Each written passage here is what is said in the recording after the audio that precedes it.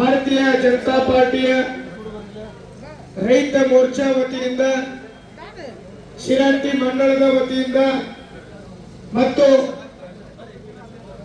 ರೈತ ಸಂಘಟನೆಗಳಿಂದ ಇವತ್ತು ನಡೆದಿರುವಂತಹ ಸರ್ಕಾರದ ವಿರುದ್ಧ ಮತ್ತು ನಮ್ಮ ರೈತರಿಗೆ ಏನು ಬೆಂಬಲ ಬೆಲೆಯ ಮೆಕ್ಕೆಜೋಳ ಬೆಂಬಲ ಬೆಲೆಯ ತೆರೀಲಿಕ್ಕೆ ಈ ಒಂದು ಹೋರಾಟದಲ್ಲಿ ಭಾಗವಹಿಸಿದಂತ ಮಂಡಲದ ಅಧ್ಯಕ್ಷರಾದಂತ ಸುನೀಲಣ್ಣ ಮಾನ್ಸೆಟ್ ಅವರೇ, ನಮ್ಮ ರೈತ ಮೋರ್ಚಾ ಜಿಲ್ಲಾ ಅಧ್ಯಕ್ಷರಾದಂತ ಬಸವರಾಜ್ ಅವರೇ, ನಗರ ಘಟಕದ ಅಧ್ಯಕ್ಷರಾದಂತ ನಾಗರಾಜ್ ಲೆಕ್ಕೊಂಡಿ ಅವರೇ, ಜಿಲ್ಲಾ ಪ್ರಧಾನ ಕಾರ್ಯದರ್ಶಿಯಾದಂತ ಫಕ್ಕೀರೇಶ್ ರೆಡ್ಡಿಹಳ್ಳಿ ಅವರೇ ಮತ್ತು ಈ ಹೋರಾಟದಲ್ಲಿ ಭಾಗವಹಿಸಿದಂತ ಎಲ್ಲ ಗಣ್ಯಮಾನ್ಯರಿಗೂ, ವಿಶೇಷವಾಗಿ ಈ ಒಂದು ಪ್ರತಿಭಟನೆಯಲ್ಲಿ ಭಾಗವಹಿಸಿದಂತ ಎಲ್ಲ ರೈತ ಸಂಘಟನೆಗಳಿಗೂ, ಭಾರತೀಯ ಜನತಾ ಪಾರ್ಟಿಯ ಕಾರ್ಯಕರ್ತರಿಗೂ ತಮಗೆಲ್ಲರಿಗೂ ಅನಂತ ನಮಸ್ಕಾರಗಳನ್ನು ಕೋರಿ, ಸುಮಾರು 1 ತಿಂಗಳಿಂದ ರೈತರು ಕರ್ನಾಟಕದಲ್ಲಿ ಮೆಕ್ಕೆಜೋಳದ ಬೆಂಬಲ ಖರೀದಿ ಕೇಂದ್ರವನ್ನ ತೆರಿಬೇಕಂತ ಹೇಳಿ ಬಹಳಷ್ಟು ಒತ್ತಾಯವನ್ನ ಮಾಡ್ತಾ ಇದ್ದಾರೆ. ಆದ್ರೆ ನಮ್ಮ ರಾಜ್ಯ ಸರ್ಕಾರದಲ್ಲಿ ಇಲ್ಲಿ ಇರುವಂತ ಕಾಂಗ್ರೆಸ್ ಸರ್ಕಾರ ಇನ್ನೂವರೆಗೂ ಸಹಿತ ಆ ಬೆಂಬಲ ಬೆಲೆ ಖರೀದಿ ಕೇಂದ್ರವನ್ನ ನಮ್ಮ ಇಡೀ ರಾಜ್ಯದಲ್ಲಿ ತೆರೆದಿಲ್ಲ. ತಾವೆಲ್ಲ ನೋಡಿದ್ದೀರಿ, ಮೊನ್ನೆ 15 ದಿನದ ಹಿಂದೆ ಹೆಸರು ಖರೀದಿ ಕೇಂದ್ರವನ್ನ ಓಪನ್ ಮಾಡಿದ್ವಿ. ಇಷ್ಟು ತಡವಾಗಿ ರಾಜ್ಯ ಸರ್ಕಾರ ಇಂಥ ಒಂದು ಹೆಸರು ಖರೀದಿ ಕೇಂದ್ರ ಮಾಡುವಂತದ್ದನ್ನ ತೆರೆದ್ರೆ ಅಲ್ಲಿ ರೈತರ ಹತ್ರನೇ ಒಬ್ಬರ ಕಡೆನೂ ಹೆಸರಿಲ್ಲದಂತ ಪರಿಸ್ಥಿತಿ ನಿರ್ಮಾಣವಾಯಿತು. ರೈತರಿಗಂತ ತೆರೆದಿದ್ದು ಆ ರೈತರ ಹತ್ರ ಯಾವುದೇ ಒಂದು ಹೆಸರಿಲ್ಲ, ಬೇರೆದವರಿಗೆ ಅನುಕೂಲ ಮಾಡಿಕೊಡುವಂತ ಪರಿಸ್ಥಿತಿಯನ್ನು ನಿರ್ಮಾಣ ಮಾಡಿ ತಡವಾಗಿ ಈ ಬೆಂಬಲ ಬೆಲೆ ಘೋಷಿತ ಮಾಡಿರುವಂತ ಹೆಸರು ಕೇಂದ್ರವನ್ನ ತೆರೆದ್ರು. ಅದೇ ರೀತಿಯಲ್ಲಿ ಇದು ಆಗಬಾರದು ಅಂತ ಹೇಳಿ ಸುಮಾರು 1 ತಿಂಗಳಿಂದ ಈ ವಿಷಯವನ್ನ ಪ್ರತಿಯೊಬ್ಬರು ಸಹಿತ, ವಿಶೇಷವಾಗಿ ಉತ್ತರ ಕರ್ನಾಟಕದಲ್ಲಿರುವ ರೈತರು ಎಲ್ಲರೂ ಸಹಿತ ಆದಷ್ಟು ಬೇಗನೆ ಬೆಂಬಲ ಬೆಲೆ ಘೋಷಿಸಿ ತೆರಿಬೇಕಂತೇಳಿ ಬಹಳಷ್ಟು ಜನ ರೈತರು ಇದರ ಬಗ್ಗೆ ಧ್ವನಿಯನ್ನು ಎತ್ತಿದ್ದಾರೆ. ನಾವು ಸಹಿತ ಸುಮಾರು 1 ತಿಂಗಳಿಂದ ಸರ್ಕಾರಕ್ಕೆ ಒತ್ತಡವನ್ನು ತರ್ತಾ ಇದ್ದೀವಿ. ಆದ್ರೆ ಸರ್ಕಾರ ಯಾವುದೇ ಒಂದು ನಿರ್ಣಯವನ್ನ ತಗೋತಾ ಇಲ್ಲ. ಹಿಂದೆ ಹೋದ ವರ್ಷ ನಮ್ಮೆಲ್ಲ ರೈತರು 2100ರಿಂದ 200 ರೂಪಾಯಿ ಏಜೆಂಟ್ ಮುಖಾಂತರ ಹೊಲಕ್ಕೆ ಹೋಗಿ ತಗೊಂಡಿದ್ರು. ಆದ್ರೆ ಇವತ್ತಿನ ಪರಿಸ್ಥಿತಿ ಏನಾಗಿದೆ ಅಂದ್ರೆ 1600-1700 ರೂಪಾಯಿಗೂ ಸಹಿತ ಯದ್ವಾ ರೇಟಿನಲ್ಲಿ ಏಜೆಂಟ್ರು ಇವತ್ತು ಖರೀದಿಯನ್ನ ಮಾಡ್ತಾ ಇದ್ದಾರೆ. ಹಾಗಾಗಿ ರೈತರಿಗೆ ಏನು ಬೆಳಿಲಿಕ್ಕೆ ಒಂದು 2000ಕ್ಕೂ ಹೆಚ್ಚು ರೂಪಾಯಿ ಬೇಕಾಗ್ತದೆ. ಆದ್ರೆ ಇವರು ಹೇಳ್ತಾ ಇರೋದು ಬರೀ 1500-1600 ರೂಪಾಯಿಗೆ ಮಾರುವಂತ ಮತ್ತು ಕೊಡುವಂತ ಪರಿಸ್ಥಿತಿ ಇಲ್ಲಿ ನಮ್ಮ ರಾಜ್ಯದಲ್ಲಿ ನಿರ್ಮಾಣವಾಗಿದೆ. ವಿಶೇಷವಾಗಿ ಉತ್ತರ ಕರ್ನಾಟಕದಲ್ಲಿ ನಾವು ಈ ಬಾರಿ 21,000 ಹೆಕ್ಟೇರ್ ಅಷ್ಟು ನಮ್ಮ ಗದಗ ಜಿಲ್ಲೆಯಲ್ಲಿ ನಾವು ಮೆಕ್ಕೆಜೋಳವನ್ನು ಹಾಕಿದ್ದೀವಿ ಶಿರಟ್ಟಿಯಲ್ಲಿ. ಹಾಗಾಗಿ ಇಡೀ ಉತ್ತರ ಕರ್ನಾಟಕದಲ್ಲಿ ಸಹಿತ ಅತಿ ಹೆಚ್ಚು ಈ ಬಾರಿ ಮೆಕ್ಕೆಜೋಳವನ್ನು ಬೆಳೆದಿದ್ದಾರೆ. ಸರ್ಕಾರ ಆದಷ್ಟು ಬೇಗನೆ ತಡ ಮಾಡಲಾರ್ದನೆ ಬೇಗ ಖರೀದಿ ಕೇಂದ್ರವನ್ನು ತೆರೆದ್ರೆ ಎಲ್ಲ ರೈತರಿಗೂ ಸಹಿತ ಅನುಕೂಲ ಆಗ್ತದ. ಇಲ್ಲಪ್ಪ ಅಂದ್ರೆ ಎಲ್ಲ ರೈತರಿಗೂ ದೊಡ್ಡ ಪ್ರಮಾಣದಲ್ಲಿ ಸಮಸ್ಯೆ ಆಗ್ತದ. ಮುಂದೆ ಬರುವಂತ ದಿನದಲ್ಲಿ ಅವರು ಯಾವುದೇ ತರ ಬೆಳೆ ಹಾಕ್ಲಿಕ್ಕೂ ಸಹಿತ ಮುಂದೆ ಬರುವುದಿಲ್ಲ ಅನ್ನೋ ರೀತಿಯಲ್ಲಿ ರೈತರು ಬರ್ತಾರೆ ಅಂತೇಳಿ ಈ ಮುಖಾಂತರ ನಾನು ಕೇಳ್ಕೊತಾ ಇದ್ದೀನಿ. ಜೊತೆಯಲ್ಲಿ ತಮಗೆಲ್ಲರೂ ಗೊತ್ತಿದೆ, ಇವತ್ತು ಕಾಂಗ್ರೆಸ್ ಸರ್ಕಾರ ಬಂದ ನಂತರ ರೈತರಿಗೆ ಈ ಟ್ರಾನ್ಸ್ಫಾರ್ಮರ್ ಟಿಸಿ ವಿಷಯದಲ್ಲಿನೂ ಸಹಿತ ಇಂದ ಭಾರತೀಯ ಜನತಾ ಪಾರ್ಟಿ ಸರ್ಕಾರ ಇದ್ದಾಗ 22 ಸಾವಿರ ರೂಪಾಯಿಯಲ್ಲಿ ರೈತರ ಹೊಲದವರಿಗೆ ಎಷ್ಟಾದ್ರೂ ಕಂಬ ಇರಲಿ, ಎಷ್ಟಾದ್ರೂ ದೂರ ಲೈನ್ ಇದ್ರೂ ಸಹಿತ ಎಳೆದು ಕೊಡ್ತಾ ಇದ್ವಿ. ಆದ್ರೆ ಈಗಿನ ಪರಿಸ್ಥಿತಿ ಏನಿದೆ ಅಂದ್ರೆ 500ಕ್ಕಿಂತ ಹೆಚ್ಚಿಗೆ ಮೀಟರ್ ಹೋದ್ರೆ ನಾವು ಲೈನ್ ಎಳೆಯೋದಿಲ್ಲ.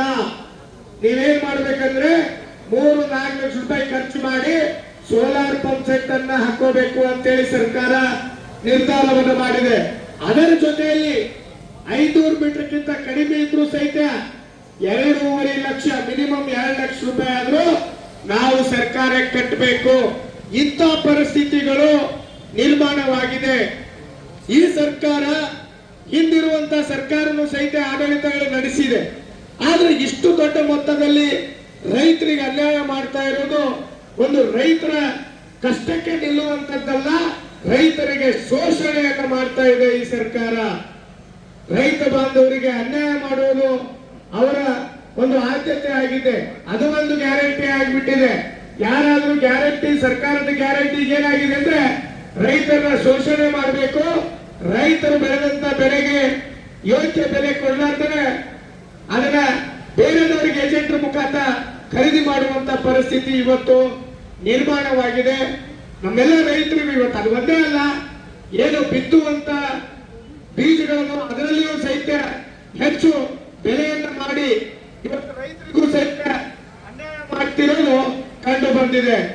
ಬಹಳಷ್ಟು ವಿಷಯದಲ್ಲಿ ಇವತ್ತು ಕೆಇಬಿ ಆಯ್ತು, ಇವತ್ತು ಬೆಂಬಲ ಬೆಲೆ ಖರೀದಿ ಕೇಂದ್ರ ತೆರೆಯೋದ್ರಿಂದ ಹಿಡ್ಕೊಂಡು, ಹೆಸರು ಬೆಳೆ ಖರೀದಿ ಕೇಂದ್ರ ತೆರೆಯೋದ್ರಿಂದ ಹಿಡ್ಕೊಂಡು, ನಿಮಗೆಲ್ಲರೂ ಗೊತ್ತಿದೆ ಅತಿವೃಷ್ಟಿಯಿಂದ ಬಹಳಷ್ಟು ಬೆಳೆಗಳು ನಷ್ಟ ಆದವು. ಯಾರಿಗೂ ಸಹಿತ ಇವತ್ತಿನವರೆಗೂ 1 ರೂಪಾಯಿ ಕೊಡ್ಲಿಲ್ಲ. ಹೆಸರು ಬೆಳೆ, ಹೆಸರು ಏನಾಯ್ತಪ್ಪ ಅಂದ್ರೆ ಹೊಲದಲ್ಲೇ ಉಳಿಯುವಂತ ಪರಿಸ್ಥಿತಿ ಆಯ್ತು. ಆದ್ರೆ ಸರ್ಕಾರ ಏನು ಹೇಳ್ತಪ್ಪ ಅಂದ್ರೆ ಇಲ್ಲ, ರೈತರು ಬೆಳೆನೇ ಇಲ್ಲ, ನಾವು ಹೇಗೆ ಅದನ್ನ ಘೋಷಣೆ ಮಾಡಬೇಕು, ಪರಿಹಾರ ಕೊಡ್ಬೇಕಂತಂತು. ಕೊನೆ ಹಂತದಲ್ಲಿ ರೈತರೆಲ್ಲರೂ ಸಹಿತ ಆ ಹೆಸರನ್ನ ಹೊಲದಲ್ಲೇ ಬಿಟ್ಟು ಹರಗಿದಂತ ಪರಿಸ್ಥಿತಿ ನಿರ್ಮಾಣವಾಗಿದೆ. ಅತಿವೃಷ್ಟಿಯಿಂದ ಬಹಳಷ್ಟು ಜನದ ಬೆಳೆಗಳ ಹಾನಿಯಾದರೂ ಸಹಿತ ಇಲ್ಲಿವರೆಗೂ ಸಹಿತ 1 ರೂಪಾಯಿ ದುಡ್ಡು ಸಹಿತ ಹಾಕಿಲ್ಲ. ಬೇರೆ ಬಹಳಷ್ಟು ವಿಚಾರದಲ್ಲಿ ಈ ರೈತರಿಗೆ ಯಾವಾಗಿಂದ ಈ ಸರ್ಕಾರ ಬಂದಿದೆ ಅಲ್ಲಿಂದನೇ ಅನ್ಯಾಯ ಮಾಡುವಂತದ್ದನ್ನ ಮಾಡಿಕೊಂಡು ಬಂದಿದೆ. ಜೊತೆಯಲ್ಲಿ ಈ ಸರ್ಕಾರ ಆದಷ್ಟು ಬೇಗನೆ ಮೆಕ್ಕೆಜೋಳದ ಬೆಂಬಲ ಖರೀದಿ ಮಾಡುವಂತದ್ದು, ಬೆಂಬಲ ಬೆಲೆಯ ಖರೀದಿ ಮಾಡುವಂತ ಕೇಂದ್ರಗಳು ಎಲ್ಲಾ ಕಡೆ ಪ್ರಾರಂಭ ಮಾಡಬೇಕು. ಎಲ್ಲ ರೈತರಿಗೂ ಸಹಿತ ಅನುಕೂಲ ಮಾಡಿಕೊಡ್ಬೇಕು. ಇಲ್ಲ ಅಂದ್ರೆ ಈ ರೈತರು ನಿಮಗೆ ಮುಂದೆ ಬರುವಂತ ದಿನದಲ್ಲಿ ನಿಮಗೆ ಪಾಠವನ್ನು ಕಲಿಸ್ತಾರೆ. ಅದರ ಜೊತೆಲಿ ನಮ್ಮ ರೈತ ಬಾಂಧವರಿಗೆ ನಿಮಗೆ ಗೊತ್ತಿರಬಹುದು, ಏನು ನೀವು 5 ವರ್ಷ 10 ವರ್ಷದ ಹಿಂದ ನೀವೆಲ್ಲರೂ ಸಹಿತ ಒಂದು RR ನಂಬರ್ ಅನ್ನ ತಗೊಂಡಿದ್ರಿ. ಈಗೇನ್ ನೋಟಿಸ್ ಕೊಡಕತ್ತಾರ ಅಂದ್ರೆ ಆ RR ನಂಬರ್ ನಿಮ್ದು ಲ್ಯಾಬ್ಸ್ ಆಗೈತೆ ಅಂತ ಹೇಳ್ಕೊಡಕತ್ತಾರ. ಬಹಳ ಜನ ರೈತರು ನನ್ನ ಹತ್ರ ಬರಾಕತ್ತಾರ.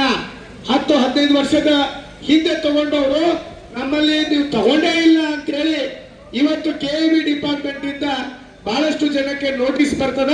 ಅಂತ ನೋಟಿಸ್ ಯಾರಿಗಾರು ಬಂದಿದ್ರು ಸಹಿತ ನಮ್ಮ ಗಮನಕ್ಕೆ ತಗೊಂಡ್ಬರ್ರಿ. ಯಾಕಂದ್ರೆ ಈಗ ಸಣ್ಣಾಗಿ ಚಾಲು ಮಾಡ್ಯಾರ. ಹೆಂಗ ಮೀಟರ್ ಕುಂದರ್ಸಾಕ 4,500 5,500 ಹೆಂಗ ಪ್ರಾರಂಭ ಮಾಡ್ಯಾರ, ಅವರಿಗೂ ಸಹಿತ ಬೆದರ್ಸಿ ದುಡ್ಡು ಕಲೆಕ್ಷನ್ ಮಾಡುವಂತದ್ದನ್ನು ಸಹಿತ ಸರ್ಕಾರ ಮಾಡ್ತಾ ಇದೆ.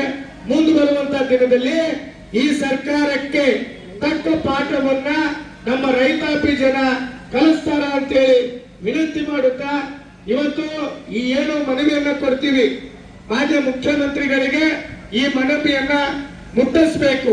ಮುಟ್ಟಿಸಿದ ತಕ್ಷಣ ಸಹಿತ ನಮ್ಮ ಅಧಿಕಾರಿಗಳು, ಯಾಕಂದ್ರೆ ಮೊನ್ನೆ ದಿನ ಮಾನ್ಯ ಮುಖ್ಯಮಂತ್ರಿಗಳು ಮತ್ತು ಅವರ ಅಧಿಕಾರಿಗಳು ಹೇಳ್ತಾರ ಏನಂತೇಳಿ, ನಾವು ಸೆಂಟ್ರಲ್ ಕಳ್ಸಿವ್ ಅಂತೇಳಿ. ಸೆಂಟ್ರಲ್ ಅವ್ರು ಬೆಂಬಲ ಘೋಷಣೆ ಮಾಡಿ ಬಹಳ ದಿನ ಆಯ್ತು.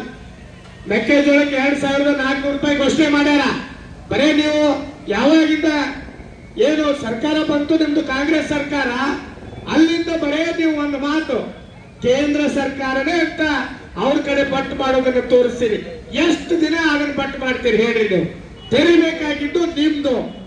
ಕೇಂದ್ರ ಸರ್ಕಾರನ ಕನ್ವಿನ್ಸ್ ಮಾಡಿ ಮುಂದೆ ನಿಮ್ಮ ಏನೇನು ಮಾಡ್ಕೋಬೇಕು ನಿಮ್ಮ ಹಣೆ ಬರ ನೀವು ಮಾಡ್ಕೋಬೇಕು.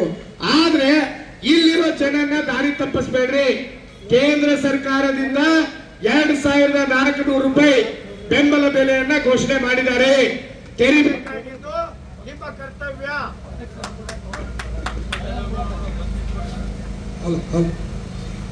ಬೆಂಬಲ ಬೆಲೆ ಖರೀದಿ ಕೇಂದ್ರವನ್ನ ಓಪನ್ ಮಾಡುವಂತದ್ದು ರಾಜ್ಯ ಸರ್ಕಾರದ ಜವಾಬ್ದಾರಿ.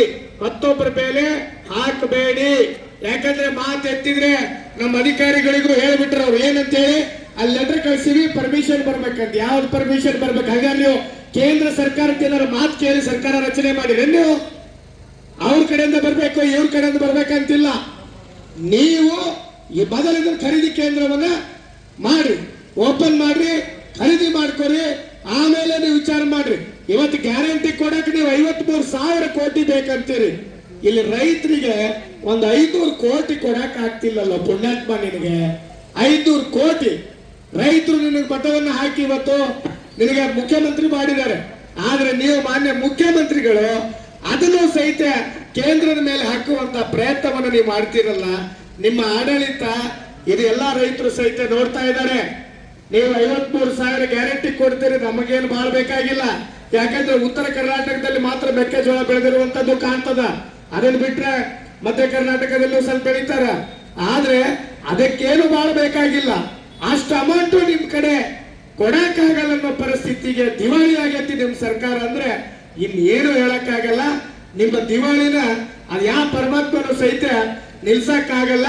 ಇದರ ಜೊತೆ ನಮ್ಮ ರೈತರು ಸಹಿತ ನಿಮ್ಮ ದಿವಾಳಿ ಜೊತೆಯಲ್ಲಿ ನಿಮ್ಮನ್ನ ಮುಂದಿನ ದಿನಮಾನದಲ್ಲಿ ಇಲ್ಲಿಂದ ಸ್ವಚ್ಛ ಮಾಡುವಂತ ಕೆಲಸ ಮಾಡ್ತಾರ ಅಂತೇಳಿ ವಿನಂತಿಯನ್ನ ಮಾಡಿ ಇವತ್ತು ಈ ಕಾರ್ಯಕ್ರಮದಲ್ಲಿ ಭಾಗವಹಿಸಿದಂತ ಎಲ್ಲಾ ಗಣ್ಯಮಾನ್ಯರಿಗೂ ಸಹಿತ ವಂದನೆಗಳನ್ನು ಸಲ್ಲಿಸಿ ನನ್ನ ಎರಡು ಮಾತನ್ನ ಮುಗಿಸ್ತಾ ಇದ್ದೀನಿ. ಜೈ ಜವಾನ್, ಜೈ ಕಿಸಾನ್.